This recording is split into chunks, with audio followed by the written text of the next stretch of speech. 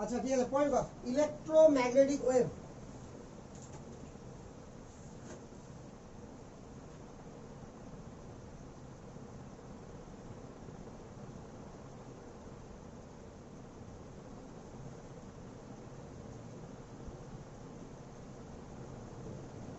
Electromagnetic wave or radiation লিখতে পারিস, or radiation.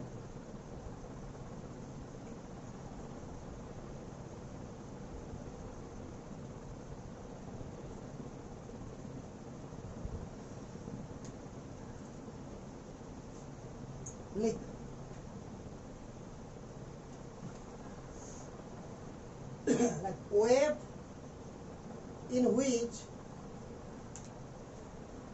like wave in which both electrical and magnetical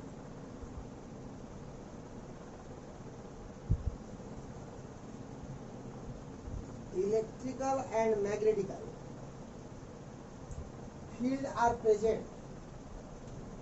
Electrical and magnetical field are present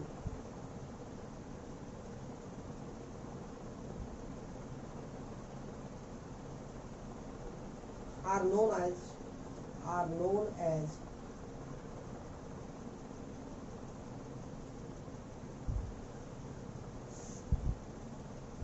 electromagnetic wave.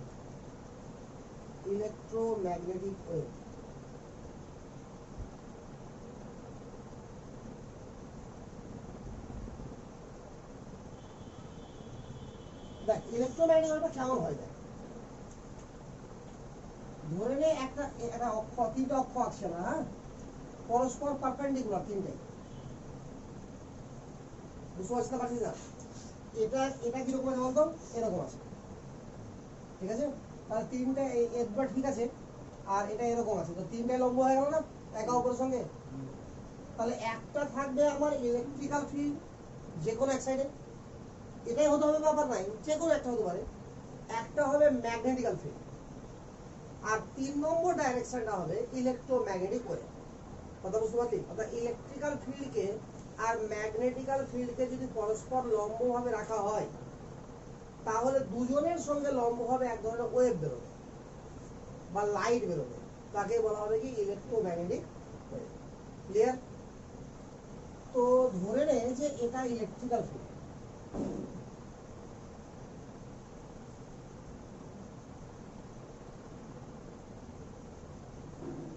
এই বরাবর ধরে নিলাম কি electrical field. এভাবে দেখাতে হয় ফিজিক্সের এই পার্টটা, ফিজিক্সে আরো ডিটেলসে পড়বি, এই জায়গাগুলোকে এইভাবেই কেন দেখাতে হয় ওরা বুঝে নেবে। ইলেকট্রিক্যাল ফিল্ড, ঠিক আছে? এই বরাবর ধরে নিলাম আমি ম্যাগনেটিক্যাল ফিল্ড।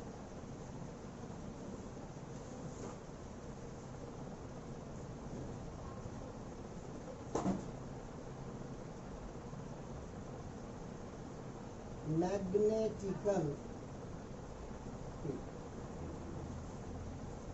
তাহলে দুটার সঙ্গে লম্ব হবে এই পথ দিয়ে যেটা বেরোবে, তাকে বলা হবে ডাইরেকশন অফ ওয়েভ বা তরঙ্গের দিক, অভিমুখ। তাহলে এই বরাবর কি বেরোবে আমার, তাহলে ওয়েভ বেরোবে। ভালো করে ভাব একবার। তারপরে ইলেকট্রিক্যাল ফিল্ডকে আর ম্যাগনেটিক্যাল ফিল্ডকে যদি পরস্পর পারপেন্ডিকুলার করে দিই, খুব ভালোভাবে চিন্তা করিস যে এটা ঘরটা আছে ধরে নে, ঠিক আছে? এই গোটা ঘরের মেঝেটাকে করে দিলাম ইলেকট্রিক, কারেন্ট করে দিলাম গোটাটাকে, ঠিক আছে? আর এই ওয়ালটাকে করে দিলাম গোটাটা ম্যাগনেট। তাহলে এইটা ওয়াল এবং এটা ওয়াল, দুটো ওয়ালের সঙ্গে লম্ব আছে কোনটা ওয়াল, এটা বা ওটা নাকি? তাহলে এই ওয়াল বরাবর অথবা ওই ওয়াল বরাবর এক ধরনের কি বেরোবে, ওয়েভ বেরোবে, তাকে বলা হবে কি ইলেকট্রোম্যাগনেটিক ওয়েভ বা লাইট বেরোবে। কথা বুঝতে পারছিস না? তাহলে ভাষাতে লিখ একটু, electrical and magnetical field are perpendicular to each other. Electrical and magnetical field are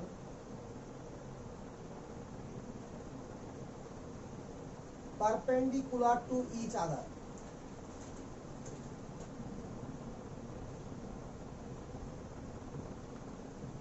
as well as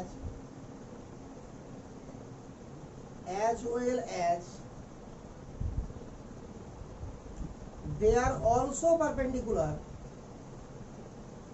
as well as they are also perpendicular to the direction of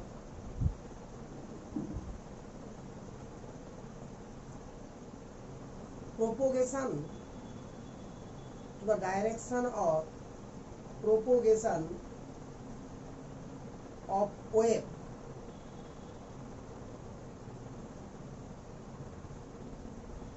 Full stop. Electromagnetic wave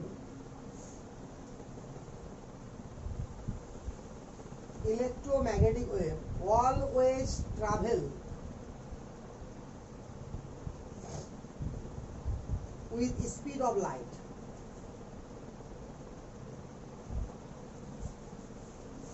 Speed of light, and they do not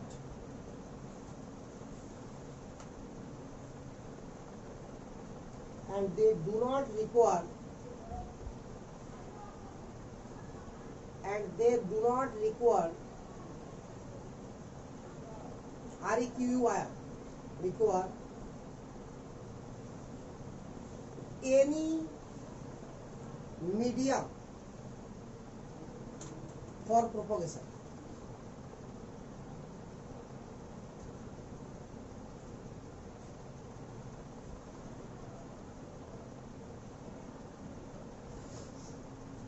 হয়েছে তো ব্যাপারটা দেখা গেল যে electrical field আর ম্যাগনেটিক্যাল ফিল্ডকে যদি পরস্পর লম্বভাবে রাখা হয় তো দুজনের সঙ্গে পারপেন্ডিকুলারলি এক ধরনের ওয়েভ নির্গত হবে, যাকে বলা হবে ইলেকট্রোম্যাগনেটিক ওয়েভ।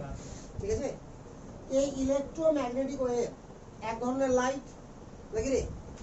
এটা আমার কি অ্যাকচুয়ালি কি লাইট। যদি মনে করতে পারিস তো তোদেরকে যখন আইসোমার পড়িয়েছিলাম তখনও বলেছিলাম যে লাইট কাকে বলে, বলেছিলাম তো এরকম পিকচার গেছিলাম না, তাহলে দেখতো ইলেকট্রিক্যাল ফিল্ড আর ম্যাগনেটিক্যাল ফিল্ড লাইট আছে। এবার এভাবে একটু ঘুরাচ্ছিলাম, মনে পড়ছে? পড়ছে না? তাহলে এটাও কি তাহলে light.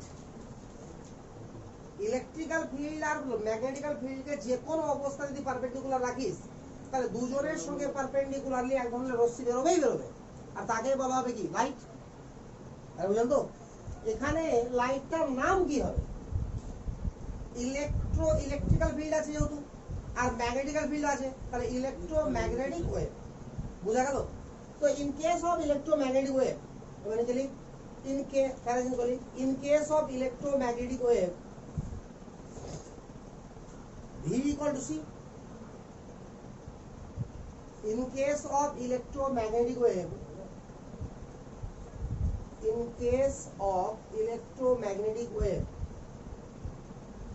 V equal to C. না বুঝতে পারলি না? এর আগে দেখ V লেগে যাও না, তাহলে এবার আগের গতি চলে আসলো। তো therefore C equal to, therefore দিয়ে নিচে লিখে দেই, therefore C equal to কি হবে? New into lambda. আরে বুঝতে পারলি কি বললে রে? therefore C equal to new into lambda. This is the main formula. হ্যাঁ, তোরা কি করে আসলো বুঝতে পারলি এবার? কারণ আমি কেসটা কার পড়ছি? ইলেকট্রোম্যাগনেটিক ওয়েভের, না হলে তো হতো না। আচ্ছা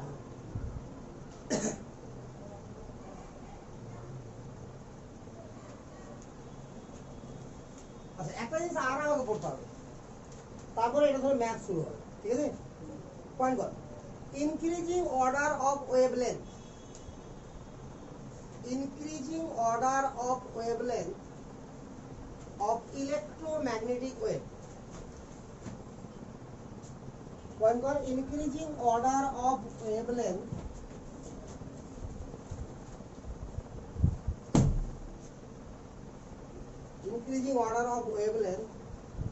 of electromagnetic wave, দেখা যাচ্ছে রে? অর্থাৎ ইলেকট্রোম্যাগনেটিক ওয়েভ যেটা আছে তার মানে ওই ইলেকট্রোম্যাগনেটিক ওয়েভের অনেক রকম ভাগ আছে। ঠিক আছে, এই ভাগগুলোর মধ্যে কার ওয়েভলেন্থ সব থেকে বেশি, কার ওয়েভলেন্থ ছোট এটা আমরা জানবো। তো একদিক থেকে লিখবি, আমি যেভাবে লিখবো সেটা যে সব থেকে আমার ছোট ওয়েভলেন্থ হচ্ছে কসমিক রে। কসমিক রে এইভাবে লিখবি সে দিকে। তাহলে কসমিক রে থেকে আমার বড় হচ্ছে গামা রে। কি বললাম? এটা গামা। গামা গামা রে থেকে বড় হচ্ছে এক্স রে বা রেজ লিখতে পারিস। রে লেখাটা ভালো, বা রেজ রে, সব জায়গায় রেজ লেখা। বুঝতে পারছিস? এটাকে বলা হচ্ছে আলট্রা ভায়োলেট রে, ইউভি রে। ইউভি রে। এর থেকে বড় হচ্ছে ভিজিবল রে, যা চোখে দেখা যায়। ভিজিবল রে। এর থেকে বড় হচ্ছে ইনফ্রারেড রে। ইনফ্রারেড।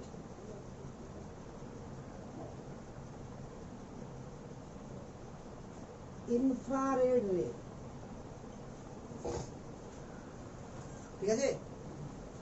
ওর থেকে বড় হচ্ছে মাইক্রোওয়েভ।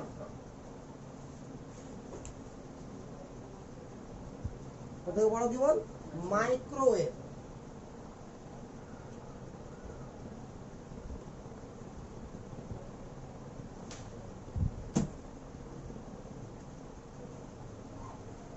তার থেকে বড় হচ্ছে রেডিও ওয়েভ।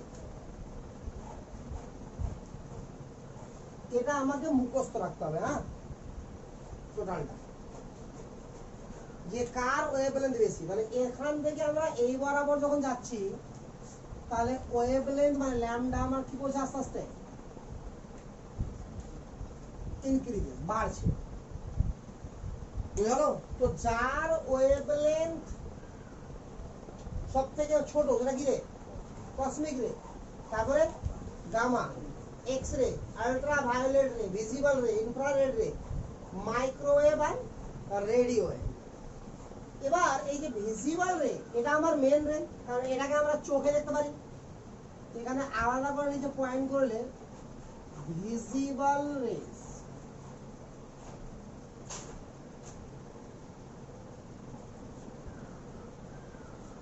এটাকে চোখে দেখা যায়। তাহলে আমরা কত থেকে কতর মধ্যে চোখে দেখতে পাই জানিস কি? ওয়েভলেন্থ কত থেকে কত চোখে দেখতে পাই জানিস না? ন্যানোমিটারে বলতে গেলে 380 থেকে 76, 760। আর যদি তুই অ্যামস্ট্রং এ বলতে যাস তাহলে 3800 থেকে 7600। ঠিক আছে? এটা লিখে নিবি কত হলে? 3800 অ্যামস্ট্রং টু 7600 অ্যামস্ট্রং। এটা ছিল না বই লেখা, মাধ্যমিকের লেখা ছিল এটা। এটা কার ভ্যালু? আবার এর মধ্যে ভাগ আছে। ভিজিবল রে কত রকমের বল? এদের মধ্যে তো আমার ওয়েভলেন্থ কম বেশি আছে না, নাই রে? 3800 তো কারো না কারো আছে। কারো হয় 39 বা 40, কারো 42, কারো 45, কত সব থেকে বেশি কত? 7600। এটাকে মনে রাখবি ভিভ জিও।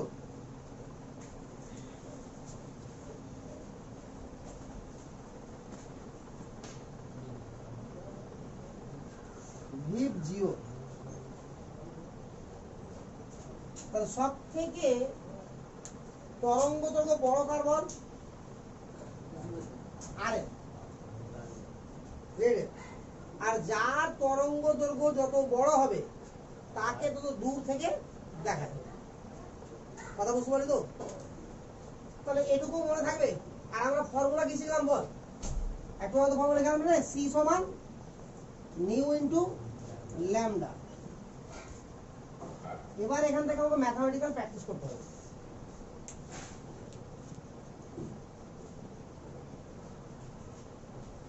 মিটাবো কি সবই? আরে মিটাবো রে, সবার হয়েছে তো? এবার ম্যাথ লিখ, কোয়েশ্চেন লিখ, question.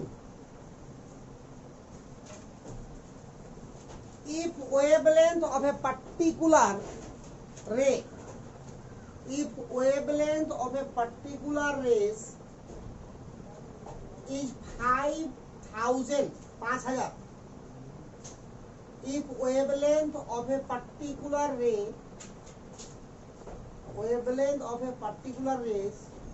is 5000 Armstrong, then calculate the frequency.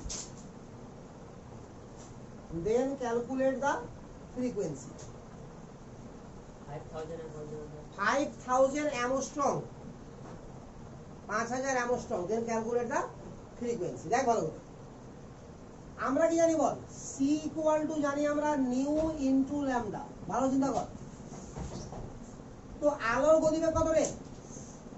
3 into 10 to the power minus plus 8 বা 8 না আবার 10 করে দেন। 10 কি হবে মিটারে বা সেন্টিমিটার করলে সেটা করলে 8 করে দেন, কোন যায় আছে। আচ্ছা নিউ চাইছে আমার কাছে ফ্রিকোয়েন্সি এটাই, আর ল্যামডা কত বল? 5000 অ্যামস্ট্রং। তাহলে অ্যামস্ট্রং কে কত দিয়ে গুণ করতে হয় বল? যদি আমরা সেন্টিমিটার করি তো, আরে বল শিখানো ছিল দেখ, ফার্স্টের দিকে লিখেছি ডিসটেন্সের রিলেশন 10 to the minus 8 না 10 to the minus 10 কোনটা? 10 minus 8 আর 10 হলে কি হতো? মিটার হয়ে যেত। আচ্ছা এটা কিসে এটা মিটার আছে, পুরো মিটার আছে না? তাহলে এটা কেন আসছে করে দেবো সারা শেষ। আলোর গতিবেগ তো মুখস্থ না, 3 into 10 to the power 8 এটা মিটার রে, মিটার তো। আর সেন্টিমিটার বলে 10 করে দেবে না? হ্যাঁ ঠিক, এটা মিটার। তাহলে এখানে মিটার করে নিয়ে এটাকে, তাহলে 1 অ্যামস্ট্রং সমান কত শিখেছিলাম? 10 to the power minus 10 metre. তাহলে এখান থেকে ল্যামডা বের করা কি খুব কঠিন কাজ? এই মেলার যে নিউ বের করা 3 into 10 to the power 8 by 5000 into 10 to the power minus 10। তো হিসাব কর, এটা 800 হয়ে গেল। তার আগে বল এটা কত শূন্য আছে বল? 3টা, এটা কত হবে বল? 7 হয়ে গেল। তাহলে 8 সাথে 15, তাহলে 3/5 into 10 to the power 15। এটাকে 14 করে দিই, তাহলে 30 হয়ে যাবে। তো 5 6 30, 10 to the power 14। বল বুঝা গেল কিনা? বুঝেছে? তাহলে একক কি? ফ্রিকোয়েন্সি হার্জ বা সাইকেল পার সেকেন্ড শিখলাম না? এইচ হার্জ কি বলা হয়? এইচ। আটা ম্যাথ কর।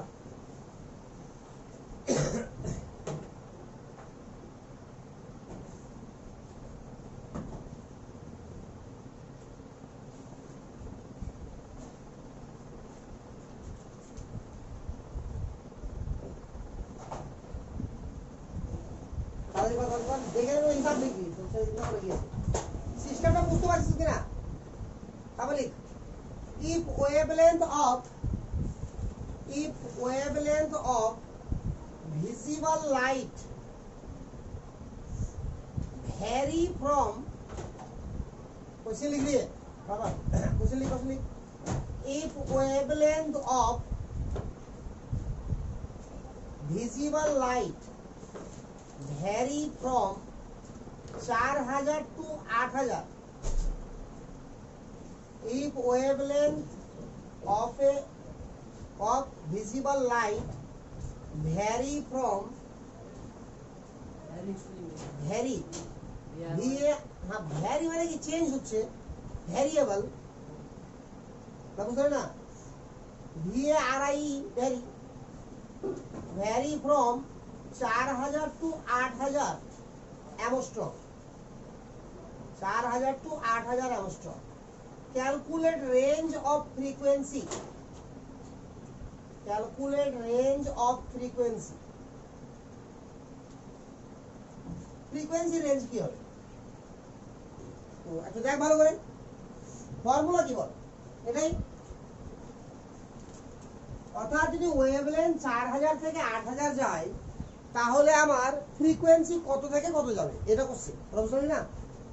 বা ওখানে একটু জোর লাগিয়ে দিতে পারিস, যে calculate range of frequency of visible light.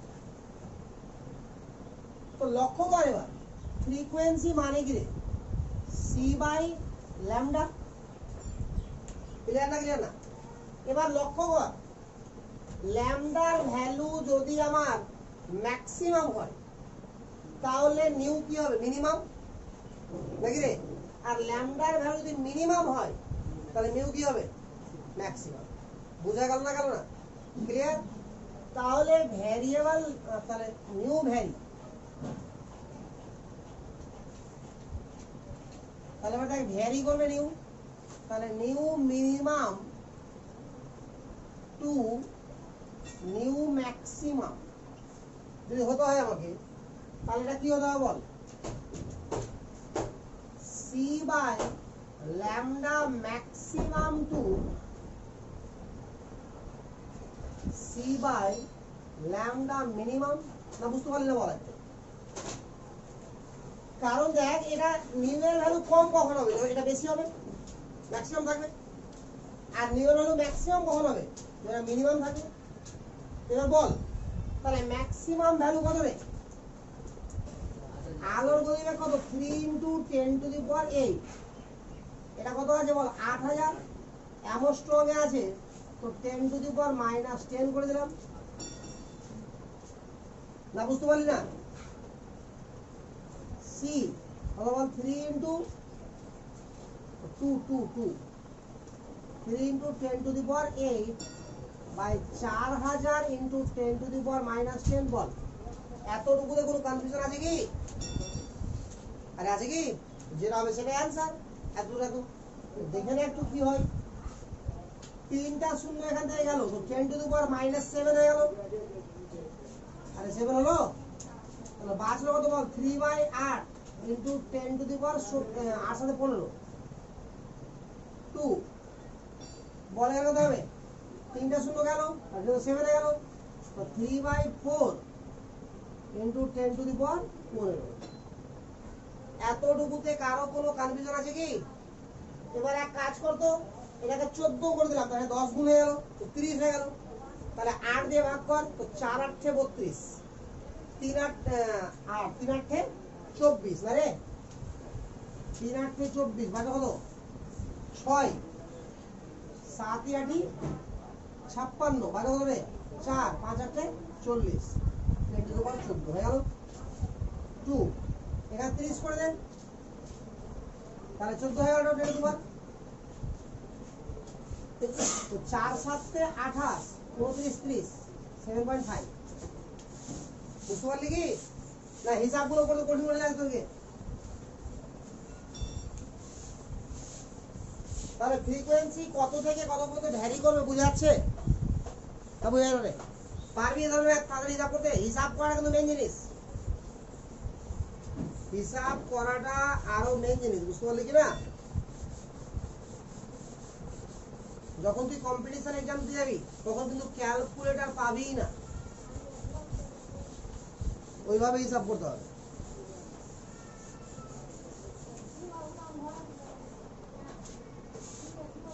তাহলে মোটামুটি একটা আইডিয়া আসলো রে যে ফর্মুলাটা কিভাবে ইউজ হয়। তো এখন এই ফর্মুলা ধরে আমরা আরো অনেক ম্যাথ করবো, প্রচুর ম্যাথ করবো। তবে তার আগে ওয়েভ নেচার যেমন দেখলাম, তো পার্টিকেল নেচার দেখে নি। বল মুছবো এটা, তাহলে পয়েন্ট কর, পার্টিকেল নেচার অফ লাইট এগুলো হিসাব খুলে বুঝে দিলাম। হ্যাঁ, পয়েন্ট কর, particle nature of light.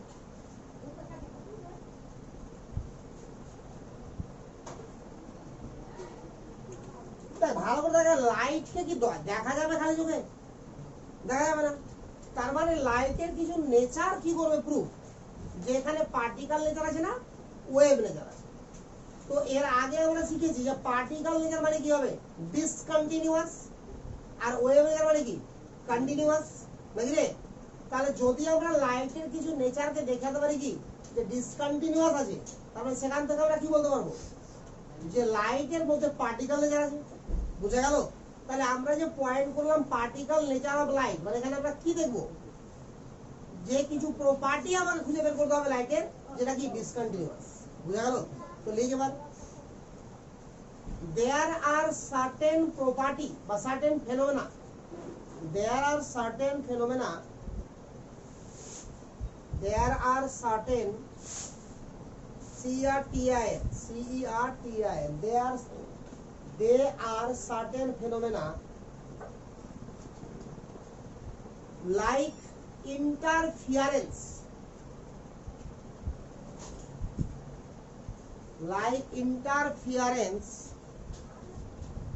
diffraction, comma দিয়ে like interference, comma diffraction, etc. etc. হ্যাঁ দুটো পরে etc. লিখে দিবা interference লিখেছিস, কমা দিয়ে diffraction লিখেছিস, etc. which can be explained on the basis of wave nature of light, on the basis of wave nature of light,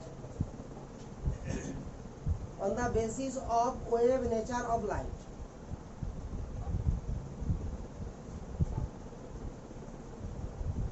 আগে জায়গাটা বুঝে নে ভালো করে, ওখানে লিখবো পরে করে। আমি পয়েন্ট করেছি কি পার্টিকেল নেচার অফ লাইট, আমি পয়েন্ট করেছি কি রে particle nature of light.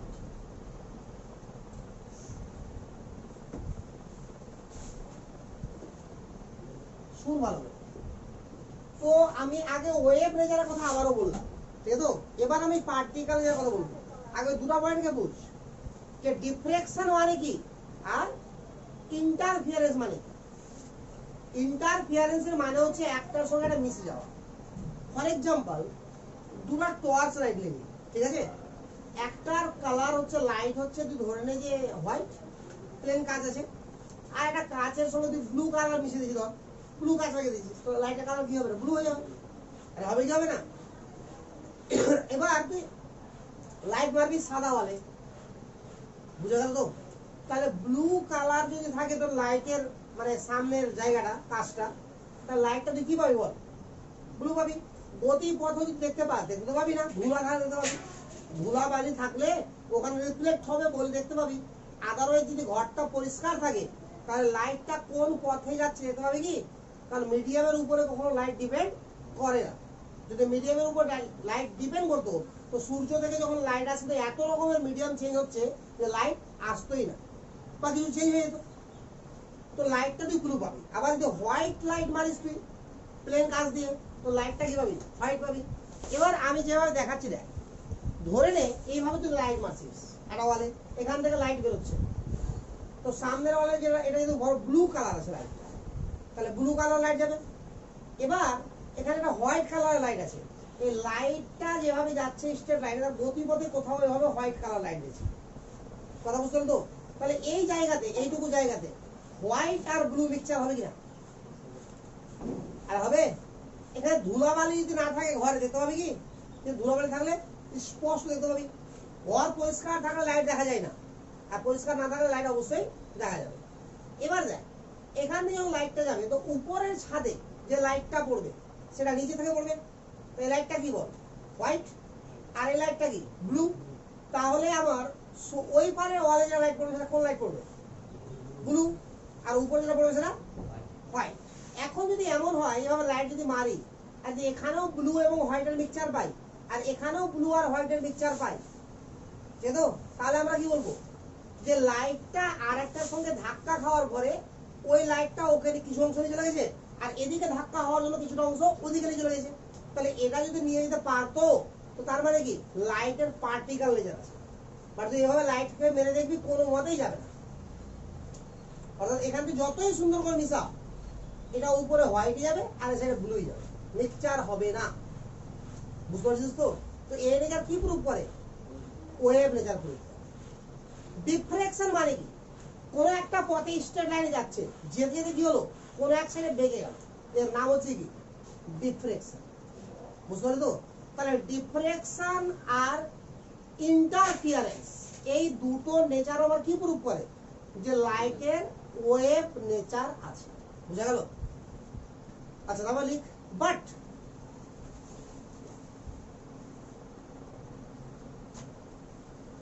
there are certain phenomena,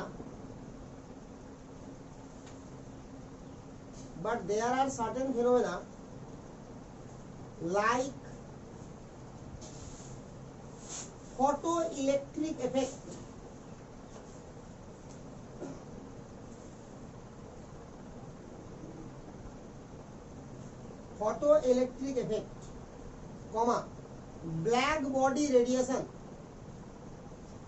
black body radiation, etc., which can only be explained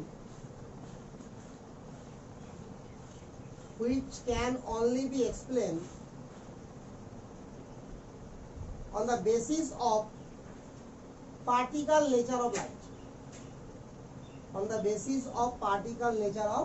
light. Which can only be explained on the basis of particle nature of light.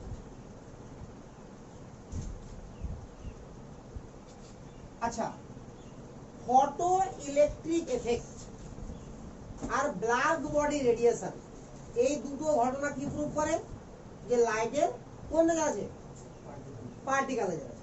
তাহলে আমাকে জানতে হবে যে photo electric এফেক্টটা কি আর তোর black body রেডিয়েশনটা কি। তো প্রথমে শুনুন ব্ল্যাক বডি রেডিয়েশন। এখানে ব্ল্যাক বডি বলতে কালো বডি না, মানে ব্ল্যাক বডি বলতে বোঝানো উত্তপ্ত বডি, হাইলি হিটেড বডি। বুঝলো? প্রচুর যদি তাপ হয় কারো উপরে, ধরো লোহার বল দিলে, ঠিক আছে, তাকে 700 ডিগ্রি বা 800 ডিগ্রি সেন্টিগ্রেড সাথে উত্তপ্ত করা হবে। তো লোহা মোটামুটি তোর 1700 থেকে 2600 ডিগ্রি সেন্টিগ্রেড সাথে বলতে শুরু করবে। কথা বুঝতে পারলি কিনা? তো 700-800 কিচ্ছু হবে না, আর হবে কি, তো 700-800 তাপমাত্রা দেওয়া হলো, তো ওই তাপমাত্রাতে লোহা কি হবে, একদম লাল হয়ে যাবে। দেখেছিস তো কামার লোহা, দেখেছিস রে? তো ওই রকম অবস্থা হলো আরে লোহাটা। এবার ওখান থেকে যে রেডিয়েশন ঘটছে, লাইটটা পাওয়া যাবে কিনা, খুব ভালো করে ভাবিস, একটা অন্ধকার ঘর আছে, এটা অন্ধকার ঘর, মানে একেবারে তুই কিচ্ছু দেখতে পাচ্ছিস না, এরকম অন্ধকার ঘর আছে। এরকম ঘরে ওই রকম একটা বডি রেখে দেওয়া যায়, উত্তপ্ত লোহার বডি ধরনের বা যে কোনো মেটালের বডি, ঘরে মেঝেতে রেখে দিবি। তো যদি ওটা বডি দেখতে হবে না, তো বডি তুই কেন দেখতে পাচ্ছিস, ওখান থেকে রেডিয়েশন হচ্ছে, তো চোখে পড়ছে, চোখটা ওখানে দেখতে পাচ্ছিস। আমরা দেখতে কি করে পাই বল, লাইট আমাদের চোখ, মানে প্রথমে বস্তুতে পড়ে, বস্তু থেকে চোখে আসে বলে আমরা দেখতে পাই ওখানে। তাহলে আমরা ব্ল্যাক বডিটা দেখতে পাচ্ছি, এর মানে কি, ওখান থেকে রেডিয়েশন ঘটছে। কথা বুঝতে পারলি কিনা? এবার ওই রেডিয়েশন যেটা ঘটছে, তো এর ফলে যদি আমরা বর্ণালীতে চেঞ্জ করি, তো যেটা বর্ণালী বুঝতে পারছিস তো না, পারছিস না, স্পেকট্রাম, কোনো পর্দাতে লাইটটাকে ফেলি, ঠিক তো, এগুলো পর্দা না, ওরা স্পেকট্রাম, পর্দা আলাদা ব্যাপার আছে, ওরা পরে জানবো ডিটেলসে, ঠিক আছে। তো দেখবো ওখানে আমরা যে লাইন স্পেকট্রাম পাচ্ছি, বিচ্ছিন্ন, কন্টিনিউয়াস নাই। তো বিচ্ছিন্ন মানে কি, সেপারেশন, জায়গা ফাঁকা আছে, এর মানে কি গ্যাপ হয়েছে, মাঝে মধ্যে আমরা এনার্জি বেরোচ্ছে, মাঝে মধ্যে এনার্জি বেরোচ্ছে না, তাহলে ডিসকন্টিনিউয়াস ঘটেছে। আর ডিসকন্টিনিউয়াস এর মানে কি, পার্টিকেল নেচার। আরে বোঝা গেল না? দ্বিতীয় কি বললাম, ফটো ইলেকট্রিক এফেক্ট। ফটো মানে এখানে ফোটন, ফটো মানে এখানে ফোটন। তাহলে ফোটন দেওয়ার ফলে কোনো মেটাল থেকে ইলেকট্রন বের করে দেওয়া, ফোটন দিয়ে কোনো মেটাল থেকে ইলেকট্রনটাকে বের করে দেওয়া, এই ঘটনাটা কি বলা হয়, ফটো ইলেকট্রিক এফেক্ট, যেটা আমরা পরে ডিটেলসে জানবো। অর্থাৎ এই দুটো ঘটনাকে আমাকে ডিটেলসে পড়তে হবে, তখন আমরা স্পষ্ট বুঝে যাব যে আমরা এটা কি নেচার, পার্টিকেল নেচার। বুঝলাম তো? তো জাস্ট একটা আইডিয়া দিলাম, এটাকে ডিটেলসে পড়বো যে ব্ল্যাক বডি রেডিয়েশনটা কি এবং ফটো ইলেকট্রিক এফেক্টটা কি। বুঝা গেল? তো ব্ল্যাক বডি, এটা এক্সাম্পল যেমন মুখস্থ রাখতে তোকে, যে ব্ল্যাক বডি রেডিয়েশন আর ফটো ইলেকট্রিক এফেক্ট কি প্রুফ করে, যে লাইটের কি আছে বল, পার্টিকেল নেচার। এবার এটাকে প্রুফ করার জন্য সায়েন্টিস্ট প্লাঙ্ক কাজ করেছিল এটার উপরে, ঠিক আছে? তো কিছু কিছু সায়েন্টিস্ট বিশাল মহান সায়েন্টিস্ট হয়, ঠিক আছে? তার মধ্যে প্লাঙ্ক আছে, ঠিক আছে? দুবার নোবেল পেয়েছে, ঠিক আছে? এরকম বেশ কয়েকজন সায়েন্টিস্ট আছে যারা দুবার তিনবার নোবেল পেয়েছে। একবার ফিজিক্সের জন্য নোবেল পেয়েছে, একই কাজের জন্য দুবার নোবেল পেয়েছে, একবার কেমিস্ট্রি থেকে, একবার ফিজিক্স থেকে, আবার দুটো 2 ইয়ারে, মানে একই বছর না। এবং আগে পেয়েছে ইনফ্যাক্ট ফিজিক্স থেকে, তারপরে কেমিস্ট্রি থেকে পেয়েছে। তো কাজটাকে আরো ডেভেলপ করেছিল। তো যেহেতু একটা কাজের উপরে একজন একবারই নোবেল পেতে পারে বলে এখানে এখানে দুটো সাবজেক্টে কাজে লেগেছে। ফিজিক্সও আছে এখানে ব্যাখ্যাতে, কেমিস্ট্রিও আছে বলে পদার্থবিদ্যার তরফ থেকেও দেওয়া হয়েছে নোবেল, আর রসায়ন বিদ্যা মানে কেমিস্ট্রির তরফ থেকেও দেওয়া হয়েছে। পরে এটাকে আরো এত ডেভেলপ করেছিল যে আরো একবার নোবেল পেত। কিন্তু যেহেতু ওই কাজটাকেই ডেভেলপ করেছিল, তো একই কাজের উপর দুবার তিনবার নোবেল দেওয়া হয় না, ঠিক আছে? বাট পরে প্রথমত যতটা ভেবে ওকে নোবেল দেওয়া হয়েছিল তার থেকে অনেক বেশি এর কল্যাণে এসেছিল, মানে মানব জাতির কল্যাণে। কথা বুঝতে পারছো? তো এবার ভাব যে কিভাবে ও জিনিসটাকে নিয়েছিল, ওই জায়গাটাকে একটু ভাব যে ও কি করে ভেবেছিল ব্যাপারটা। প্লাঙ্ক কোয়ান্টাম থিওরি, পয়েন্ট কর প্লাঙ্ক, প্লাঙ্ক অ্যাপোস্ট্রফি এস দিবে, হ্যাঁ, প্লাঙ্ক কোয়ান্টাম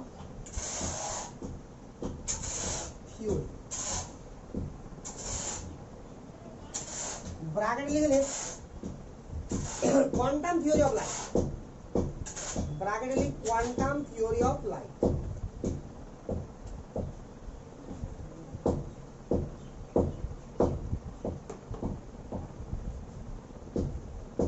তো হয়েছে লেখা? শুন আগে প্লাঙ্ক তার স্টাডির ব্যাপারটা কি ছিল। ওই যে ব্ল্যাক বডি যেটা বললাম না, ব্ল্যাক বডি মানে কি রে? উত্তপ্ত বস্তু, বাস। হাইলি হিটেড যে কোনো মেটাল, উত্তপ্ত যে কোনো বস্তুকে আমরা কি বলবো? ব্ল্যাক বডি, ঠিক আছে? তো ব্ল্যাক বডিকে নিয়ে ও স্টাডি করতো, বিশেষ করে ব্ল্যাক বডি থেকে যে রশ্মিটা বেরোচ্ছে, এমিট হচ্ছে যেটা, ওটাকে নিয়েই ও রিসার্চ করছিল, স্টাডি করছিল।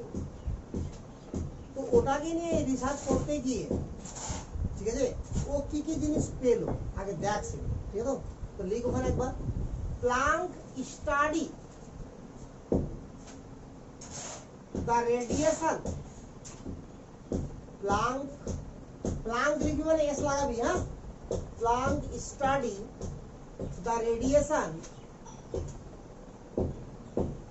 emitted, EMITED, Planck study the radiation emitted from black body,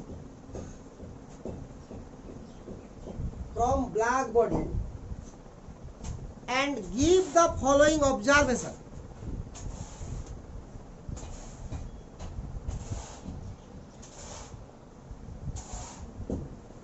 And give the following observation.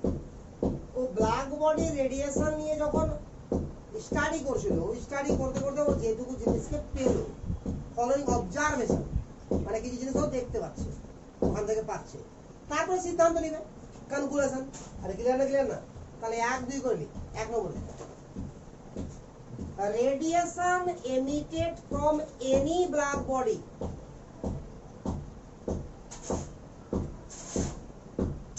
radiation emitted from any black body are not continuous. Radiation emitted from any black body are not continuous,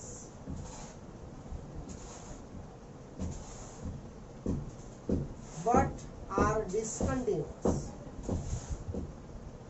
but are discontinuous. বুঝছে? 2 নম্বর, any black body emit, any black body emit, EMITS, any black body emits or absorb, emit মানে বের করে দেওয়া, আর absorb মানে কি রে, গ্রহণ করা। any black body emits or absorbs energy in the form of small packet, in the form of small packet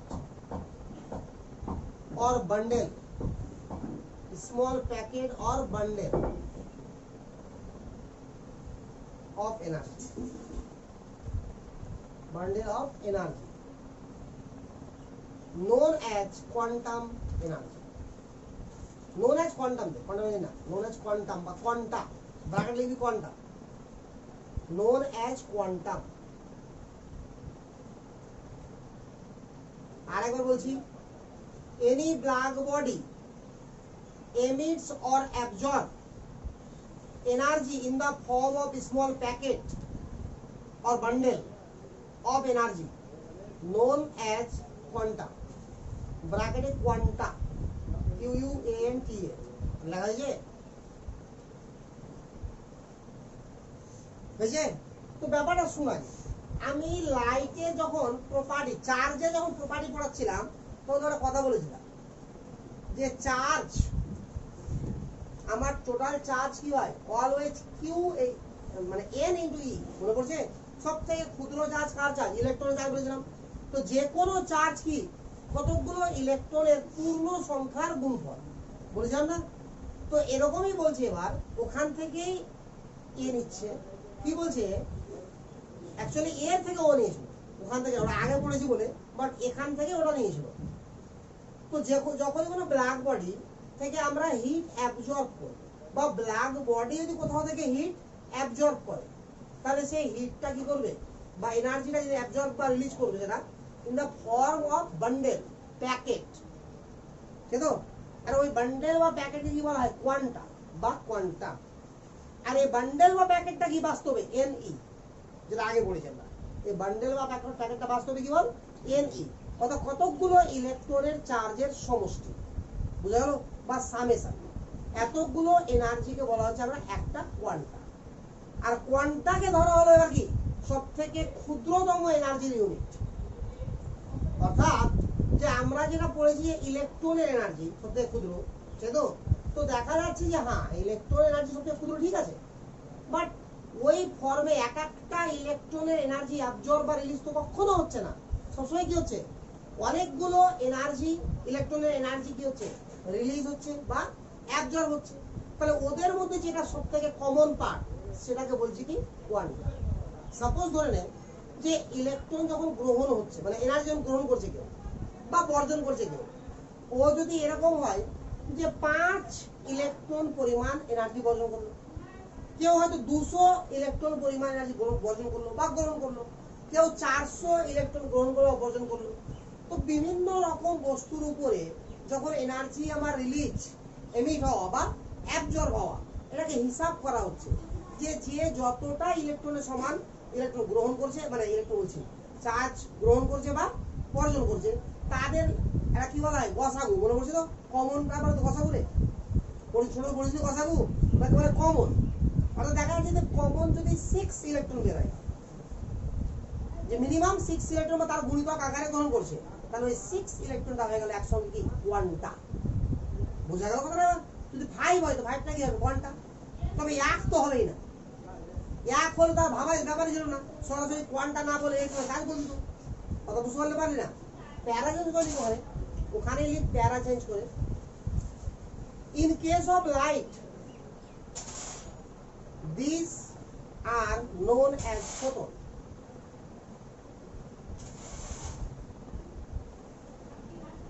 These are known as photon. অর্থাৎ লাইটের ক্ষেত্রে এনার্জিটা যেটা গ্রহণ বা বর্জন হবে, সেটা কার সঙ্গে সমান, ফোটনের সঙ্গে, ঠিক আছে তো? দেখেছেন, in case of light, these are known as photon. ওই কোয়ান্টাটাকে কি বলা হবে তাহলে, ফোটন। তাহলে কোয়ান্টা হচ্ছে কমন একটা ইউনিট, তবে লাইটের জন্য কোনটা কি ফোটন, বুঝে গেলে এবার তো।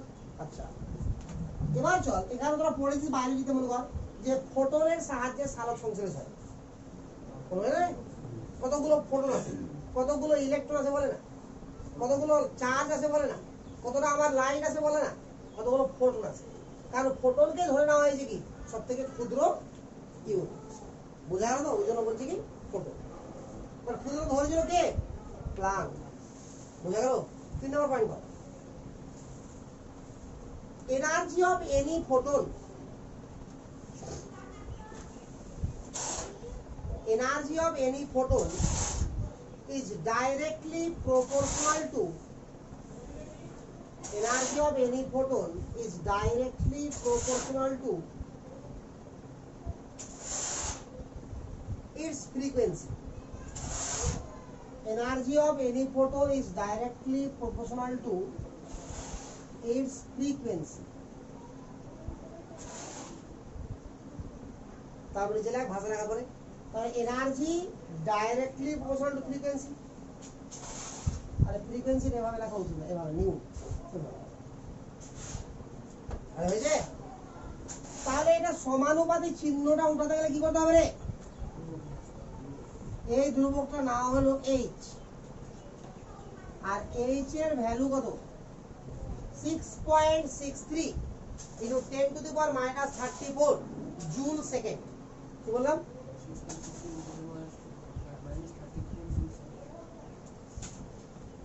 Joule second. আর এই কনস্ট্যান্টকে বলা হয় প্লাঙ্কের কনস্ট্যান্ট, প্লাঙ্ক কনস্ট্যান্ট। এইচকে কি বলা হয় বল?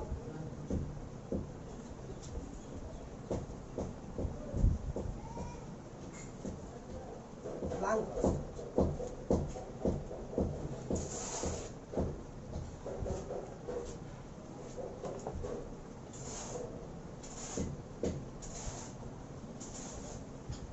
বল এতটুকু হয়ে গেছে? আচ্ছা তাহলে E ইকুয়াল টু আমরা কি পেলাম বল? H into new. আরে H ইনটু নিউ তো, আবার নিউ ইকুয়াল টু কি জানি বল? বল এখানে therefore E ইকুয়াল টু কি বল? H নিউ, তাহলে H C বাই ল্যামডা। তাহলে ব্র্যাকেট লিখলে C equal to new into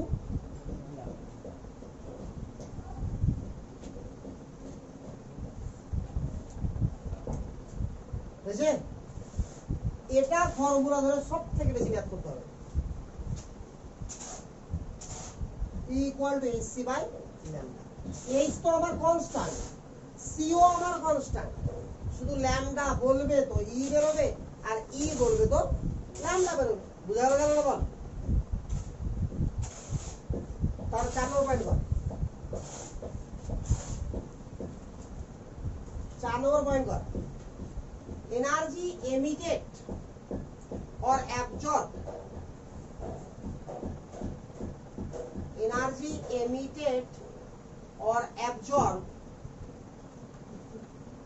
by any object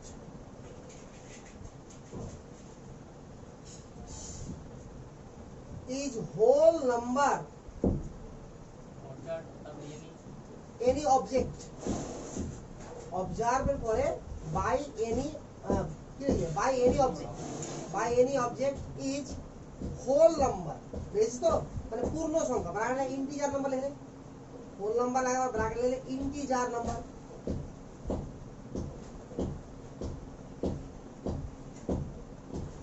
multiple of, multiple of energy of photon, multiple of energy of photon.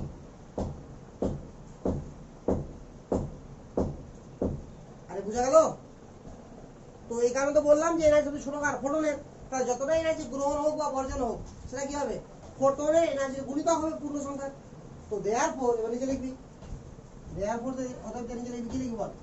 E equal two কি শিখলি? H new নাকি রে? এটা একটা photon energy, তাহলে এখানে N লাগিয়ে দে, তাহলে N সংখ্যক ফোটন এনার্জি। বুঝা গেল? তাহলে এখানে N লাগালে কি হবে বল? E equal to NHC by lambda, যেখানে N ইকুয়াল টু কত রে? 1 2 3 4 5 6 যা হতে পারে, যেখানে n equal to 1 2 3 dot dot dot.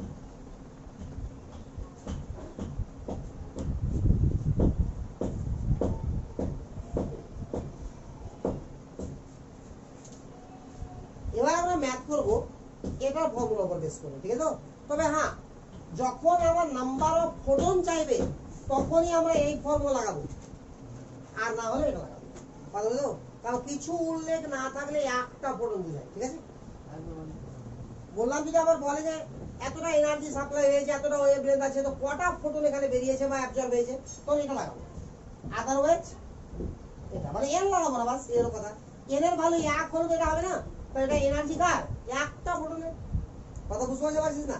দেখি যা, অঙ্ক শুরু এবার। লিখ, ক্যালকুলেট এনার্জি অফ ফোটন,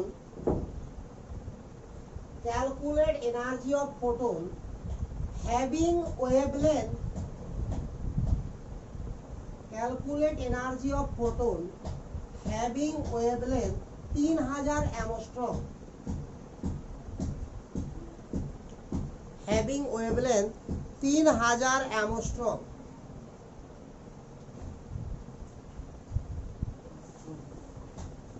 এটা বুঝতে পারি না?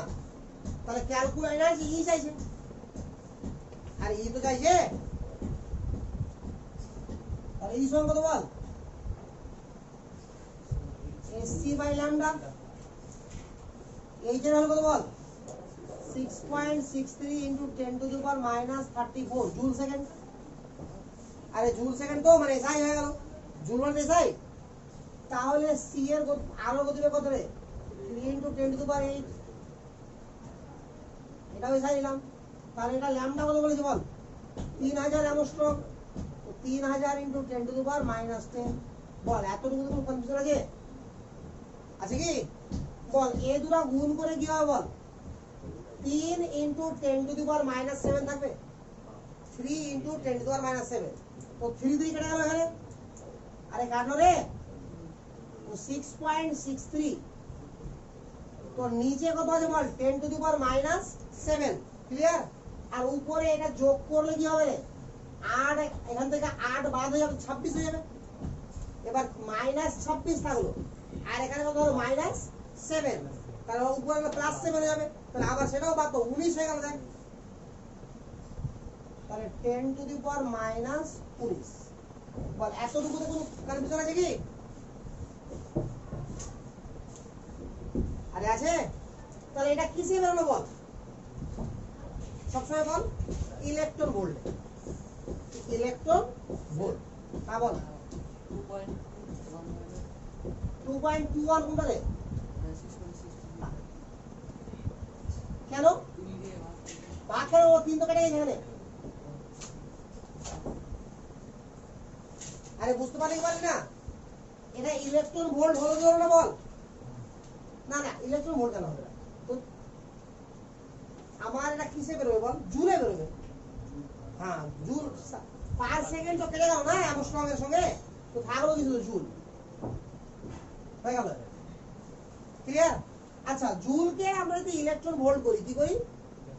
তাহলে মনে আছে তো ওদের? আমি শিখিয়েছিলাম, দেখ ভালো করে। 1 electron volt equal to 1.6 into 10 to the minus 19 joule. মনে পড়ছে রে? তাহলে এটা 1 ইলেকট্রন ভোল্ট, আর একটা কি শিখেছিলাম বল? 96 কিলো জুল পার মোল। আরে কত আছে তো একক? আরে ওগুলো প্রথমেই করে দিয়েছিল সব। তাহলে এখানে দেখ 10 to the minus 19 আছে কিনা? তাহলে এক কাজ কর, এটাকে ইলেকট্রন ভোল্ট করে দে। 6.63 10 to the power minus 90 by 1.6 into 10 to the minus 90 কি হয়ে গেল বল? Electron volt. Approximate 4.1 electron. হিসাবগুলো উইদাউট ক্যালকুলেটরে এখন থেকেই শিখে রাখ, না হলে মুশকিল আছে।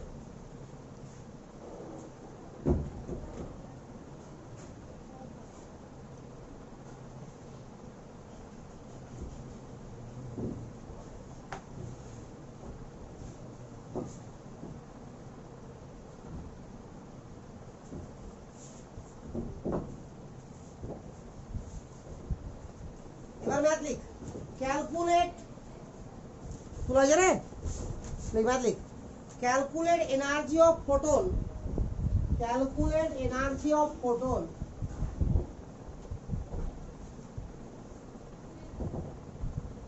having frequency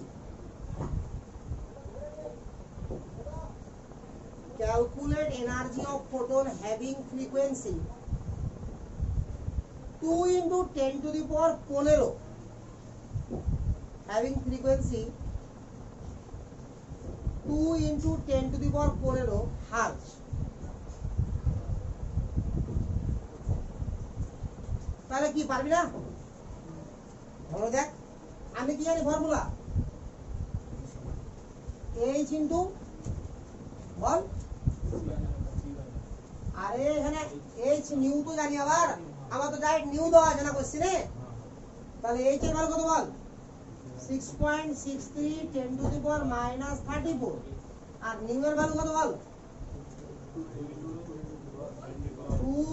2 কি বললাম বল এবার পাঁচ পড়ো না হয়ে গেল জুল কেন জুল হলো বল হার্জ মানে কি সেকেন্ড ইনভার্স এটা joule per second joule second second কেটে গেল থাকলো কি জুল তাহলে কত হবে বলে দে যত হবে হবে না পারবি না রে হ্যাঁ হ্যাঁ কিছু না হবে আচ্ছা করলে গুণ যোগ করা খুবই তোর ইচ্ছা করছে তো গুণ করো না বা হ্যাঁ এটা 15 কে 15 বার তো কত হলো রে 19 না সোজা হয়ে গেল না এটা ভাবে করে নেবো আরে এখানে একটা মজার ব্যাপার আছে না ক্যালকুলেটর যখন তুই ইউজ করতে পারবি না কিনা তখন হিসাব অটোমেটিক্যালি তুই শিখে যাবি সব হ্যাঁ আর 4.1 হয়ে যাবে ভাগ করে 6.63 কে 1.6 দিয়ে ভাগ করে 4.1 হয় তাহলে 8.2 হয়ে গেল ওটা আরে বুঝা গেল কি ইজি হলো কি হলো না বুঝা গেল clear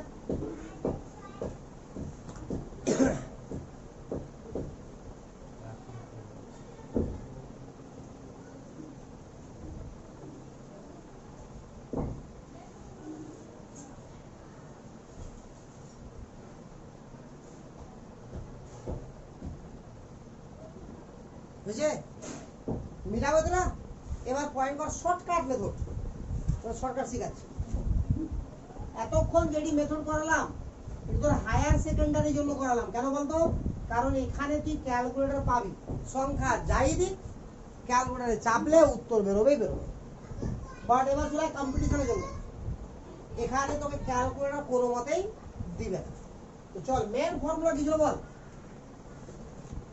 equal to SC by lambda বল ক্লিয়ার না ক্লিয়ার না তো বল এইচ এর ভ্যালু কত আগে গেলে শর্টকাট লিখে নেবে শর্টকাট লিখে নেবে এই তো দেখ 6.63 ইনটু 10 টু দি পাওয়ার কত রে -34 হয়ে গেল জুলে আছে এটা ভ্যালু কত বসাবি 3 into 10 to the power 8 metre হয়ে গেল আরে হলো কি হলো না হয়েছে তো এবার এটাকে অ্যামস্ট্রং এ ধর যেটা কিসে আছে অ্যামস্ট্রং তাহলে এটা যদি অ্যামস্ট্রং এ থাকে ধরে নে যাতে থাকুক ধরে নিলাম কিসে আছে অ্যামস্ট্রং এ তাহলে অ্যামস্ট্রং কে মিটার করতে গেলে কি করতে হবে 10 টু দি পাওয়ার -10 দিয়ে গুণ করতে হবে তাহলে হয়ে গেল কি বল জুল এততে কোনো কনফিউশন আছে কি এটা কিছুটা হবে যা হোক ভাগটা করতে হবে গুণ করতে হবে 3 ইনটু 6.63 থাকবে 34 থেকে 8 বার আর এদিকে 10 18 বার 18 বার করে 16 নাকি ঠিক বলি তো হ্যাঁ 16 তো 10 টু দি পাওয়ার -16 হয়ে গেল বাই অ্যামস্ট্রং ইউনিটে কি থাকলো বল लैम्डा থাকবে কনফিউশন লাগ रहा है 18 হলো 19 20 20 থাকলে 14 হতো 18 আর 16 ঠিক আছে আচ্ছা যাও এটা কি হলো বল জুল হলো রে এবার এটাকে যদি আমরা 3 into 6.63 into 10 to the power minus 16 আছে তো, এটাকে আমরা কি করলাম 1.6 into 10 to the power minus 19 দিয়ে ভাগ করে দিলাম, তো ইলেকট্রন ভোল্ট হলো কিনা? বুঝেছে? চল এটা কত হবে রে? এটা ভাগ করলে 4.1 হবে, আর 3 দিয়ে গুণ কত হবে? 12.3 না, বুঝতে পারলি না? 12.3, কিন্তু এটাকে 12.4 হওয়ার কথা এখানে, 12.4 হবে আসলে, ঠিক আছে? আসলে ওটা 12.1 নিয়েছিলাম, কারণ 12.13 ছিল, 4.13 ছিল, এটা ভাগ করলে কত হবে বল? 4.13, তাহলে 0.3 তিনবার গুণ করলে তো 0.03 ছিল, তো 0.03 তিনবার গুণ করলে 0.9 হয়ে যায় না? 0.09, তো 1 এর কাছাকাছি হয়ে গেল না? তাহলে কত হলো আমার 12.39, তাহলে 12.3 লেখা যাবে, 12.4 লিখতে হবে, 12.4 ইনটু 10 কত হবে বল? বলো রে, 3 বাই ল্যামডা। এটা 1000 না? তাহলে 1000 গুণ করলে কি হবে? 12400, কি হবে? 12400 বাই ল্যামডা। ল্যামডা কিসে আছে বল? অ্যামস্ট্রং এ। This is the new formula. দেখো কত সিম্পল আকার চলে আসলো। এবার ল্যামডার ভ্যালু বসা, আর ই বের কর, আর ই বসা, ল্যামডা বের কর, ফটাফট কাজ শেষ। বুঝা গেল? তাহলে আমি যখন হায়ার সেকেন্ডারি দিচ্ছি তখন এরকম ফর্মুলা ইউজ করে করে যাবো পাগলের মতো, আর যখন আমি কম্পিটিশন এক্সাম করছি তো এই ফর্মুলা, যেহেতু তুই এই ফর্মুলা হায়ার সেকেন্ডারি ইউজ করতে পারিস নাম্বার অনুযায়ী। যদি 1 নাম্বার থাকে তো কেন যাবি বেকার বেকার বড় করতে?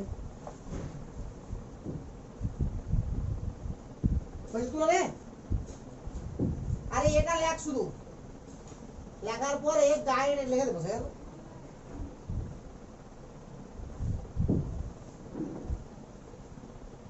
ঠিক আছে, অঙ্কন ম্যাথলিক calculate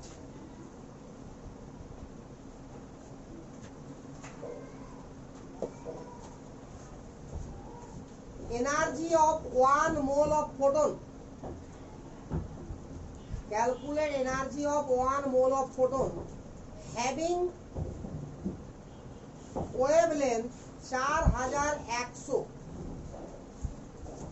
Armstrong. Calculate wavelength of photon having wavelength 4100 Armstrong.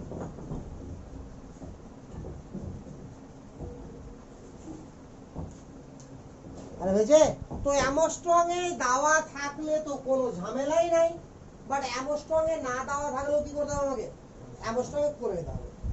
R Armstrong কি করে করতে হয় আমি সমস্ত ডিসটেন্সের ইউনিট লিখে দিয়েছিলাম আগে, ওটা আরেকবার দেখে নিবি। হ্যাঁ, তাহলে এখন ম্যাথটাকে আর এত কষ্ট করে করব না, এখন ডাইরেক্ট করবো এভাবে যে ই ইকুয়াল টু কত বল? 12400 বাই ল্যামডা। তো ল্যামডা বলেছি 4100, দুটো শূন্য কেটে গেল, তাহলে 3 4 12 কত হলো? 3 না, বুঝতে পারলে রে? এটা কিসে বেরো? ইলেকট্রন ভোল্টে।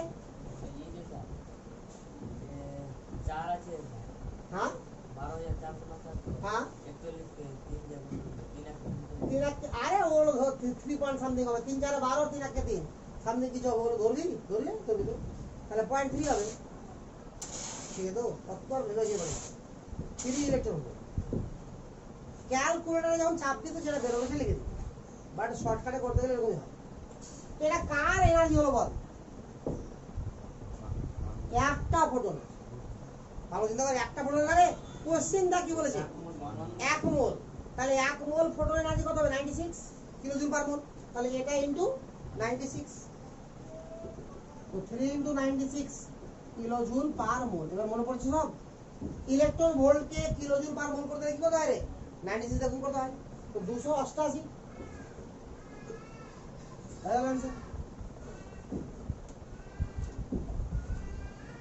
বল বুঝতে পারছি এবার না পারবি না?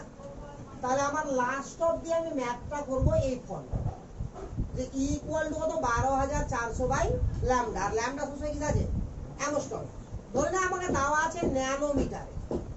তো ন্যানোমিটার মানে কি 10 টু পাওয়ার -9 আর অ্যামস্ট্রং মানে 10 তাহলে ন্যানোকে অ্যামস্ট্রং করতে পারবো রে। তো যে কোনো দুটাতেই থাকে, হয় ন্যানোমিটারে থাকবে না হলে অ্যামস্ট্রং এ থাকবে। তো যাতেই থাকবে আমি বলে নেবো কিসে, অ্যামস্ট্রং এ। বাস এই ফর্মুলা ফেলে দেবো, কাহিনী শেষ। বুঝা গেল? তাহলে এখান থেকে আমার এই টপিকটা কাহিনী শেষ। এবার আমাকে পড়তে হবে next topic, ionisation energy and photoelectric effect. যেটা বললাম না একটু আগে, যে আমার প্লাঙ্কের দুটো মানে টার্ম, একটা ব্ল্যাক বডি রেডিয়েশন, একটা ফটো ইলেকট্রিক এফেক্ট, দুটো ডিটেইলসে পড়বো আমরা। তো আয়োনাইজেশন এনার্জিকে পড়বো ডিটেইলসে, আর ব্ল্যাক বডি রেডিয়েশন মানে ফটো ইলেকট্রিক এফেক্টে নেক্সট। পরে কোনো সময় পড়বো আমরা কি ব্ল্যাক বডি রেডিয়েশন। তাহলে এতটুকু বুঝতে পেরে গেছিস? তাহলে আজকে এতটুকুই থাক।